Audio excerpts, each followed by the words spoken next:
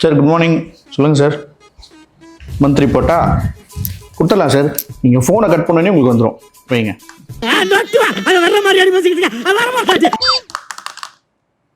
பாப்பாரு ரிப்போர்ட்டு.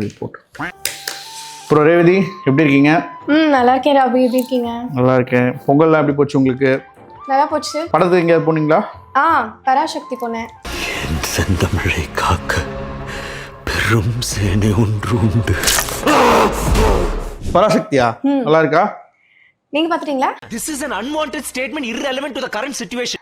நானும் பார்த்தேன் பசங்க கூட போயிட்டு. உங்களுக்கு எப்படி இருக்கு? என்ன மாதிரி ஃபீல்னு சொல்லுங்க, நான் சொல்றேன். தெரியல, எனக்கு அவங்களோட ப்ரீவியஸ் மூவி எல்லாம் வச்சுட்டு மேபி ஒரு நிறைய எக்ஸ்பெக்டேஷன் வச்சுட்ட மாதிரி இருந்தது. அந்த அளவு ஆமா, தமிழ் அந்த அளவு அவங்க எக்ஸ்பிளைன் பண்ணாத மாதிரி எனக்கு ஃபீல் ஆச்சு. மதராசி தில்லி ஆத்தா, மதராசி ஹிந்தி போலா, ஹிந்திக்காரர் மதுரை ஆத்தா, ஹிந்திக்காரர் தமிழ் போலா. சிவகார்த்திகேயனுக்கு அதுவும் ஆக்டர்ஸ் எல்லாருமே சிவகார்த்திகேயன் வந்து 25th மூவின்னு நினைக்கிறேன். இது அதெல்லாம் இல்லாம முக்கியமானது டைட்டில். அந்த படம் பேர் பராசக்தின்ட்டு ரொம்ப நாளா எடுத்துட்டு இருக்காங்கல்ல. அந்த படம் பேர் அவங்க டைட்டில் வாங்கினது. சென்னையில வந்து அந்த செட்ல அவங்க யூஸ் பண்ணதெல்லாம் வந்து ஒரு 1 வீக் மாதிரி டிஸ்ப்ளே வச்சுட்டு எல்லாரும் போனாங்க. அதுவே ஒரு பயங்கர ஹைப் கிரியேட் பண்ணிருச்சு மூவிக்கு. அதான் இப்போ பராசக்தின்ற அந்த டைட்டிலே வந்து அவங்க ரொம்ப கஷ்டப்பட்டு வாங்கினு தான் சொன்னாங்க. ஆனா படம் வந்து எனக்கு தெரிஞ்சு ஒரு பக்கம் ஓகே, ஒரு பக்கம் நாட் ஓகே அப்படின்ற மாதிரி இருக்கு. என் ஃப்ரெண்ட்ஸும் நிறைய பேர் வந்து என்ன சொல்ல வராங்க அப்படின்ற ஒரு பாயிண்டே இல்லாத மாதிரி. அப்ப புரியல, இப்ப புரியல. வந்து இந்த தமிழ் போர் அதை வச்சு மொழி போரை வச்சு எடுக்கிறாங்க. ஆனா அதை ஃபுல்லா எக்ஸ்பிளைன் பண்ணல. இப்ப அட்லீஸ்ட் நம்மளோட அம்மா அப்பா ஜென்ரேஷனுக்கு ஓரளவு என்ன நடந்ததுன்னு அவங்களுக்கு தெரியும், அவங்களால கனெக்ட் பண்ண முடியும். நமக்குமே லைட்டா ஒரு இன்சிடென்ட்டா கேள்விப்பட்டிருப்போம், அதனால புரியும். பட் இப்ப 2K கிட்ஸ் இல்ல இதை பத்தி ஒண்ணுமே தெரியாது, இப்போ வேற மொழி ஆட்கள் எல்லாம் பார்க்கும்போது அவங்க அதை எக்ஸ்பிளைனே பண்ணலன்னு தான் நானும் நினைக்கிறேன். அங்கங்க ஒரு இன்சிடென்ட் வருதே தவிர இது இவ்வளவு நடந்தது. ஸ்டார்டிங்கே பாத்தீங்கன்னா வந்து இந்த ட்ரெயின் இன்சிடென்ட்ல இருந்து தான் ஸ்டார்ட் ஆகுது. ஒரு ட்ரெயினை வந்து ஒரு இது பண்றாங்க, பிளாஸ்ட் பண்றாங்கன்றதுல இருந்து தான் ஸ்டார்ட் ஆகுது. அதோட கதை பின்னாடி சொல்லுவாங்கன்னா கூட அதை சொல்லும் போதே ஆல்ரெடி ஒரு புறநானூற்று படைன்னு ஒண்ணு இருக்குன்னு சொல்லிட்டாங்க. ஆமா, அவர்தானே சிவகார்த்திகேயன் தானே தலைவரே படத்துல. Mr. No, are you behind this? No G, we are not behind this. ஆனா இத பண்ணவன் யாரா இருந்தாலும் அவன் என் தம்பி. அது வந்து எப்படி இவால்வ் ஆச்சு அதுக்கு அவங்க ஏன்னா சும்மா ஒரு ஓவர் நைட்ல அது ஃபார்ம் ஆக போறது இல்ல. ஒரு பிரச்சனை நடந்திருக்கும், அதை நிறைய ஃபேஸ் பண்ணிருப்பாங்க, அப்புறம் அதை எதிர்க்கணும்னு நினைச்சு ஒன்னு ஃபார்ம் பண்ணிருப்பாங்க. அதெல்லாம் இவங்க மிஸ் பண்ணிட்டாங்க. நீங்க சொல்றத பார்த்தா படம் வந்து 3 மணி நேரம் போயிடுமே. இதுவே வந்து எப்போ படம் முடியும்ன்ற மாதிரி ஒரு இவங்க வந்து ஒரு 30 வருஷ போராட்டத்தை ஒரு 3 மணி நேரத்துல எடுக்கிறது, ஒரு 2.5 hours அவங்க ஒரு மூவியா கொடுக்கறது கஷ்டம், புரியுது. பட் இவங்க தேவையில்லாத எலிமெண்ட்ஸ் இன்னும் கூட கட் பண்ணிருக்கலாம்னு நான் நினைக்கிறேன். இப்போ ஸ்ரீலீலா சொல்றீங்களா? பொறுக்கி யார பொறுக்கின்ற? கறி பொறுக்கி. இப்போ இது ரொம்ப கமர்ஷியல் ஹிட்டா கொண்டு போயிட்டாங்க. ஒரு ஹீரோயின் வேணும், கண்டிப்பா வந்து 2 சாங் வேணும், இதெல்லாம் எங்களுக்கு தமிழ் படத்துல வேணும்ன்ற மாதிரி இது பண்ணிட்டாங்க. இதெல்லாம் முன்னாடி. இப்போ ஆடியன்ஸ்க்கு புரியுது. இப்ப இந்த படம் ஒரு புரட்சி சம்பந்தப்பட்ட படம், ஒரு மொழி போற பத்தி எடுக்கிற படம்னா இதெல்லாம் இதுல அவங்க எதிர்பார்ப்பா இருக்காது. இதெல்லாம் தேவையில்லைங்கிறது வந்து அவங்களுக்கு இப்போ புரியும். அதனால இவங்க அதெல்லாம் கம்மி பண்ணிட்டு ஆக்சுவலா இந்த இதை இன்னும் கூட கான்சென்ட்ரேட் பண்ணி இன்னும் எலாபரேட்டா சொல்லிருக்கலாம் தான் நானும் நினைக்கிறேன். அந்த காலி பயலுங்க தான் மக்களோட பார்வையில தலைவரா தெரியலாம்ல சார்.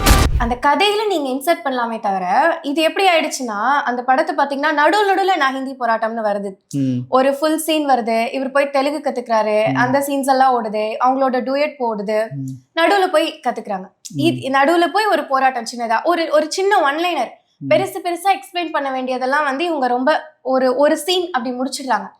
ஒருவேளை இவங்களுக்கு சென்சார் இஷ்யூஸ் அந்த மாதிரி ஏதாவது கட்டாச்சா அப்படின்னு தெரியல. ஆனா நிறைய கட்டா ஒரு கண்டினியூட்டி இல்லாத மாதிரி தான் எனக்கு ஃபீல் ஆச்சு. அண்ணா பெரியார் கிட்ட விருது வாங்கின நீ இந்த புள்ள கிட்ட அடி வாங்கி இந்தி கத்துக்கிட்டு பொழப்பு நடத்துமாடா. இல்ல நடுவுல தான் இவங்களுக்கு நிறைய இஷ்யூ வந்துச்சுல. படம் ரிலீஸ் பண்றதுக்கே நிறைய ப்ராப்ளம் ஃபேஸ் பண்ணிட்டு இருந்தாங்க. ஜனநாயகனா பராசக்தியான்னு பார்த்துட்டு இருக்கும்போது தான் எனிவே லாஸ்ட் மினிட்ல பராசக்தி ரிலீஸ் பண்ணிட்டாங்க. பட் ரிலீஸ் பண்ணதுக்கு அப்புறமும் வந்து ஏன் நிறைய பேர் இந்த படத்துக்கு சாட்டிஸ்ஃபை ஆகல, நிறைய பேருக்கு வந்து ஓகே அப்படின்னு தோணுச்சுன்னா, என்னோட பாயிண்ட் ஆஃப் வியூவில் இப்போ ஒரு டேரக்டராக அவங்க என்ன நினச்சிருக்காங்கன்னா, நான் ஃபர்ஸ்டே சொன்ன மாதிரி ஒரு ஃபெஸ்டிவல் டைமில் ரிலீஸ் பண்ணுற மூவி இது. ஸோ ஃபெஸ்டிவல் டைமில் ரிலீஸ் பண்ணுறதுனால ஒரு ப்ராப்பர் கமர்ஷியல் மூவியாக இருக்கணும் அப்படின்னு நினச்சிருக்காங்க. அதுலயே எனக்கு வந்து ஒரு மாற்று கருத்து இருக்கு. இவங்க வந்து ஏன் அதை வந்து பொங்கல் டைம்ல ரிலீஸ் பண்ணிருக்கணும், இன்னும் ஒரு 10 days தள்ளி இவங்க வந்து அந்த அவங்க எல்லாரையும் வந்து நினைவுபடுத்துற நாளா நம்ம வச்சிருக்கிறது வந்து ஜனவரி 25. சோ அன்னைக்கு இவங்க ரிலீஸ் பண்ணியிருந்தா அதுதான் வந்து ஒரு ட்ரிபியூட்டா இருந்திருக்கும்னு நானுமே ஃபீல் பண்றேன். இதை வந்து கரெக்டா ஒரு பாக்ஸ் ஆஃபீஸ் ஹிட் எனக்கு வேணும், அதனால நான் ஹாலிடே டைம்ல தான் ரிலீஸ் பண்ணுவேன் அப்படிங்கிறது. இப்போ எல்லாருமே காம்ப்ரமைஸ் ஒரு சில விஷயம் பண்றாங்க, ஒரு சில இடத்துல நம்ம காம்ப்ரமைஸ் பண்ணக்கூடாதுன்னு இருக்குல்ல. அவ்வளோ கமர்ஷியலா இந்த மூவியை நீங்க ஒரு கமர்ஷியல் மூவியை எடுத்துருக்கலாம். ஒரு ஹிஸ்டரியை தொடுறீங்க, ஒரு இன்சிடென்ட்டை நீங்க வந்து ரெப்ளிகேட் பண்ண ட்ரை பண்றீங்க, ஒரு டாக்குமெண்ட்ரியா நான் வந்து ஒரு ஸ்ட்ராங்கா ஒரு கருத்தை சொல்ல போறேன் அப்படின்னு இருக்கும்போது சில விஷயம் நம்ம காம்ப்ரமைஸ் பண்ணி தானே ஆகணும் அந்த இடத்துல. கரெக்ட். அவரே கன்ஃபியூஸ் ஆயிட்டாரம்மா. யாரோட ஆக்டிங்குமே வந்து குறை சொல்ற மாதிரி எல்லாம் இல்லை. அவங்களுக்கு கொடுத்த ரோலை அவங்கவுங்க கரெக்டா பண்ணிருக்காங்கன்னு தான் நான் நினைக்கிறேன். ஸ்ரீலீலா அந்த பீரியட்ல இருக்க மாதிரி அவங்களுக்கு இமிட்டேட் பண்ண சொல்லி கொடுத்ததாகட்டும். கேரக்டர் வைஸ் என்ன தோணுச்சு அப்படின்னா, ஃபர்ஸ்ட் இந்த படத்துக்கு ஸ்ரீலீலா தேவையில்லை. உயிரை வாங்குது தண்டம். ஜெயம் ரவி இந்த படத்துக்கு ஒரு முக்கியமான ஜெயம் ரவி ரோலுக்கு வந்து ரொம்ப லாங்கா அவங்க ரோல் கொடுத்துட்டாங்கன்னு தான் நானும் ஃபீல் பண்ணேன். கரெக்ட். அது மட்டும் இல்லாம வில்லன்னா இப்படிதான் இருப்பாங்க அப்படின்ற மாதிரி அந்த காலத்துல இருந்து இந்த காலம் வரைக்கும் ஒரு ஸ்டீரியோ டைப் அதுதான் அவர் ஃபாலோ பண்றாரு. அதாவது ஒண்ணு பயங்கரமா சிரிக்கிற வில்ல, இல்லைன்னா சிரிக்கவே சிரிக்காத வில்ல. ஸோ இவர் வந்து இதுல செகண்ட் கேட்டகரியில இருக்க மாதிரி இருக்காரு. படத்தை ஸ்டார்டிங்ல இருந்து எண்ட் வரைக்கும் எங்கேயுமே சிரிக்க மாட்டாரு. ஊர்வலம் அமைதியா தான் போயிட்டு இருக்கு, பிரச்சனை எதுவும் இல்லை சார். அப்ப பிரச்சனையை உருவாக்குங்க. ஒரு மாதிரி பயங்கரமான வில்லனா அவரை காட்டிக்கிட்டாரு. வில்லன் ரோல் கூட எனக்கு கன்வின்ஸ் ஆலன்ற. இப்போ நமக்கு ஒரு சில வில்லன்லாம் பார்த்தா நமக்கே கோவம் வரும். அந்த சீன் வந்து ஹீரோவை அடிக்கிற போது நமக்கு கனெக்ட் ஆகும். இப்ப பாஷா படத்துல ரஜினி அழுதாருன்னா நமக்குமே அதுக்கு அழுக வரும், அந்த மாதிரி இருக்கும். இதுல வந்து எதுவுமே அந்த மாதிரி கனெக்ட் ஆகல, ஒரு உணர்வு பூர்வமா வரலன்றதும் ஒரு தாட்டு. வில்லனுமே வந்து அவர் வந்து தமிழ்ல பை பர்த் ஹீஸ் தமிழ், ஆனா அவர் அங்கதான் இருக்காரு. பட் ஆனா அவர் தமிழ், நீ ஒரு தமிழ் தான் அப்படின்னு சொல்லிட்டே இருக்கிறது வந்து அவருக்கு ஒரு இது கிரியேட் பண்ணுது. அதனால அவர் தமிழையோ தமிழர்களையோ எதிர்க்கிறாருங்கிறது ஓகே. இது வந்து நான் 100 பேரை 200 பேரை கொல்ற அளவு இந்த ரீசன் ஸ்ட்ராங்கான்னு கேட்டா எனக்கு அப்படி ஃபீல் ஆகுது. அதர்வா நல்லா பண்ணிருந்தாப்ல. லைக் சிவகார்த்திகேயனுக்கு ஒரு பிரதர் ரோல்ல ஆப்டான ஒரு கரெக்டா இருந்த மாதிரி எனக்கு தோணுச்சு. உங்களுக்கு அரசாங்கத்தோட பிரச்சனை, டெல்லிக்கு போய் உங்க எதிர்ப்பு தெளிவுபடுத்துங்க. டெல்லி தான் இந்தியாவா. ஸோ படத்தில் எனக்கு தெரிஞ்சு மேஜரான சொல்லக்கூடிய கேரக்டர்ஸ்ன்னு பார்த்தா ஒரு 6 பேர் சொல்லலாம்ல, ஒரு 6லேருந்து 7 பேர்.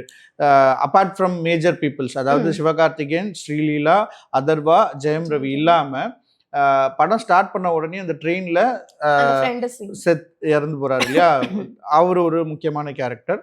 அதுக்கடுத்து வேலை தேடி கவர்மெண்ட் எக்ஸாமுக்கு போகும்போது அவருக்கு ஹிந்தி தெரியல. ஆமாம், அவருக்கு ஹிந்தி தெரியல அப்படின்றதுனால அவருக்கு வேலை கிடைக்கல. ஸோ அந்த இடத்துலயே அவர் சூசைட் பண்ணி இறந்துருவார். அவரும் ஒரு முக்கியமான கேரக்டர். ஸோ இதனால தான் சிவகார்த்திகேயன் வந்து ஒரு நல்லவராக, அதாவது எந்த பிரச்சனையும் போகாமல் நம்ம பாட்டு நம்ம வேலையை பார்க்கலாம், நம்ம ஃபேமிலியோடு இருக்கலான்ற ஒரு ஆள் ரியாக்ட் பண்ண ஆரம்பிக்கிறாரு. ஸோ அதுதான் படத்தோட கருத்தாக போகுது இல்லையா? ஆமாம், நான் என்ன சொல்ல வரேன், இப்போ ஒருத்தர் வந்து இப்போ சூசைட் பண்ணிக்கிறாருன்னு வச்சுக்கோங்களேன். எனக்கே இப்போ ஒண்ணுமே தெரியாம நான் அந்த படம் பார்க்கும்போது எனக்கே என்ன ஃபீல் ஆகுதுன்னா, அவங்க இன்னும் ட்ரை பண்ணிருக்கலாம், பேசிருக்கலாம். ஏன் வந்து இப்படி we are always எல்லாருமே அகைன்ஸ்ட் இந்த சூசைட் தான். பட் அப்படி ஒரு சிச்சுவேஷனுக்கு ஏன் அவங்க புஷ் பண்ணப்பட்டாங்கிறதே இவங்க காட்டலன்னு தான் நான் சொல்றேன். ஒருவேளை அவருக்கு இது லாஸ்ட் அட்டெம்ப்டா இருந்திருக்கலாம். அவர் அவ்வளோ கஷ்டப்பட்டு இங்க வரத்துக்கே அவ்வளோ போராட்டங்கள் இருந்திருக்கலாம் இந்த எக்ஸாம் அட்டெம்ப்டுக்கே. ஸோ அதையெல்லாம் இவங்க கவர் பண்ணியிருந்தாங்கன்னா நமக்கு அது ஜஸ்டிஃபைடா தெரிஞ்சிருக்கும்ன்றது என் பாயிண்ட். அச்சோ, இவர் வேற ரிப்போர்ட் கேட்டாரு. சார் ஒரே நிமிஷம் சார், உங்களுக்கு ரிப்போர்ட் வந்திருக்கணுமே, வரலையே இன்னும்?